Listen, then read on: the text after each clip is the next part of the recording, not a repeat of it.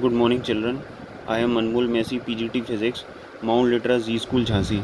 Children, in our previous videos, we have discussed about electric field, electric dipole, and electric field lines.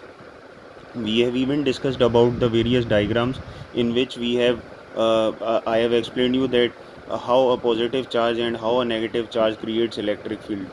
So, in our last video, we started electric field due to an electric dipole. So the first part of the topic was electric field due to an electric dipole on axial line, which we have already completed. Now today we are going to study about electric field due to an electric dipole on transversal line. So as you can see here in the diagram, uh, this is an electric dipole. This is negative charge and this is positive charge. In this dipole, the distance between the two charges is 2L, L and L 2L. So this is the center of the dipole. From the center we have drawn a line. This line is known as transversal line. Sometimes it is also given equatorial line in some books. So अगर आप चाहें तो उसको उस topic को ऐसे भी लिख सकते हैं कि electric field due to an electric dipole on transversal line और इक्वेटोरियल लाइन, दोनों के केस में सेम डेरिवेशन हमको करनी है. Now on this line we can see there is a point P over here. So what we need to do is we need to calculate the electric field at this point, that is at point P, due to this electric dipole. So from the center of the dipole till the point P, the distance that I have taken is R and this distance is L. So I have applied Pythagoras theorem over here, which is hypotenuse square is equal to perpendicular square plus base square. So our perpendicular is R and base is L. So hypotenuse becomes hypotenuse square is equal to R square plus L square. Then hypotenuse becomes under root R square plus L square. So this distance, that is from minus Q till P, is R square plus L square, and this distance, that is from plus Q to P, the distance is under root R square plus L square. It would be same. Now because positive charge creates electric field outwards, so अगर यहाँ से अगर electric field चालू होगी तो वो ऐसे जाते हुए बाहर की तरफ को निकल जाएगी from point P. Whereas because this is negative charge, तो नेगेटिव चार्ज से निकलने वाली इलेक्ट्रिक फील्ड अंदर की तरफ होती है, इनसाइड. सो उस हिसाब से अगर हम यहाँ देखें तो ये जो इलेक्ट्रिक फील्ड है at point P due to minus Q charge, ये अंदर की तरफ को आ रही है. मैंने यहाँ से एक पैरेलल लाइन खींची.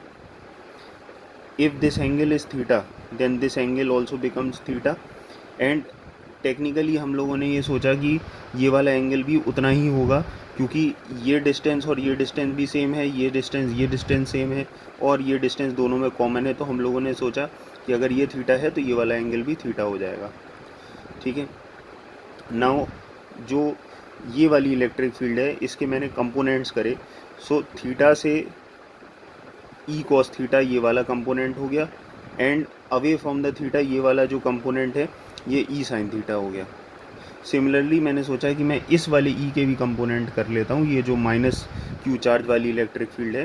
तो जब मैंने इसके कंपोनेंट करे तो अगेन ई से ये जो थीटा है, थीटा से लगा हुआ ये ई कॉस थीटा हो गया, एंड अवे वाला जो कंपोनेंट है वो ई साइन थीटा हो गया. From the diagram it self it is clear that E sine theta से ई साइन थीटा कैंसिल हो जाएगा. तो हमारे पास टोटल इलेक्ट्रिक फील्ड हो गई E cos theta plus E cos theta, that is 2 E cos theta. So अब हम अपनी डेरिवेशन पे आते हैं. मैंने ई टोटल या ई ट्रांसवर्सल के लिए सिंबल बनाया है. टोटल अपनी इलेक्ट्रिक फील्ड हो गई 2 ई कॉस थीटा. अब ई का फॉर्मूला तो हमें ऑलरेडी पता है, वो होता है 1/4 pi epsilon naught Q upon under root R square plus L square. फिर ये कैसे आया R square plus L square? Actually E का फॉर्मूला होता है 1/4 pi epsilon Q upon R square, लेकिन आर का मतलब यहाँ पर है डिस्टेंस. तो हमारे किसी भी चार्ज से अगर हम डिस्टेंस देखेंगे टिल पॉइंट पी, वो under root R square plus L square है, चाहे ये वाले चार्ज से देख लें चाहे ये वाले चार्ज से देख लें. तो इंस्टेड ऑफ आर स्क्वायर हमने यहाँ क्या लिखा है, under root R square plus L square का स्क्वायर. ये वाला 2 मैंने वैसा का वैसी कॉपी किया है, और ये कॉस थीटा की वैल्यू है. कॉस थीटा की वैल्यू देखिए कैसे आई. This is theta, so theta के सामने वाला ये हो गया परपेंडिकुलर, ये हो गया बेस और ये हो गया hypotenuse. So cos theta is base upon hypotenuse यानी L upon R square under root R square plus L square. So here we have written L upon under root R square plus L square which is the value for cos theta. Now let's see if under root R square plus L square का यहाँ square है तो under root हट जाएगा। तो मैंने same पूरा formula copy किया, बस उसका अंडर रूट हटा दिया। फर्दर मैंने इस स्टेप में क्या करा, इन दोनों को ऐड कर दिया, क्योंकि ये दोनों बेस सेम है तो इनकी पावर ऐड हो जाएंगी। तो R square plus L square की पावर 1 है और ये R square plus L square की पावर 1/2 है, तो 1/2 प्लस 1 बिकम्स 3/2 और 2QL इन दोनों को मैंने साथ में लिख दिया। तो फाइनली जो मेरा फॉर्मूला बना वो ये है 1/4πε0 2QL upon R square plus L square की पावर 3/2। ओके, नाउ इसमें हम लोगों ने क्या किया कि क्योंकि P is equal to 2QL होता है, that is electric dipole moment, so instead of 2QL we can write P, so I have written here P। Okay, now L distance is very very less than R। ये हमने previous वाली definition में भी derivation में भी discuss किया था कि ये जो L डिस्टेंस है ये डायपोल के बीच का डिस्टेंस है, वो भी from the centre of the dipole, जबकि R डिस्टेंस तो बहुत बड़ा है।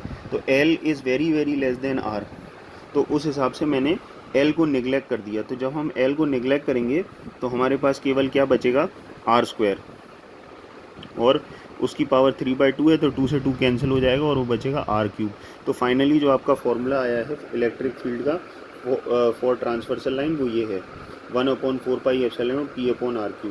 लेकिन इसमें एक रिलेशन भी है, जो पिछली डेरिवेशन में हम लोगों ने electric field due to an electric dipole on axial line calculate किया था। That expression was E axial is equal to 1/4πε0 2P/R3। If we compare both the expressions we can see that ये वाला जो expression है वो उसका double है, क्योंकि इसमें सिर्फ एक 2 एक्स्ट्रा आ गया है, बाकी पूरा एक्सप्रेशन सेम है। So finally we can say that E axial is equal to twice of electric field on transversal line. अगर मान लीजिए हम कोई न्यूमेरिकल भी कर रहे हैं और न्यूमेरिकल में हमसे इक्वेटोरियल लाइन या ट्रांसवर्सल लाइन की इलेक्ट्रिक फील्ड निकालने को बोला गया है, और फिर सेकंड पार्ट में E axial that is electric field on axial line निकालने को बोला गया है, तो हम इस एक्सप्रेशन को यूज़ करके केवल ट्रांसवर्सल लाइन की इलेक्ट्रिक फील्ड कैलकुलेट कर सकते हैं पहले, और फिर इसमें वैल्यू रख करके E axial की भी वैल्यू निकाल सकते हैं। एक एग्जांपल ले लेते हैं, जैसे मान लीजिए आपने E ट्रांसवर्सल को सॉल्व करा और आंसर आया आपका 50, तो E axial पे आपकी इलेक्ट्रिक फील्ड हो जाएगी 50 × 2 दैट इज़ 100।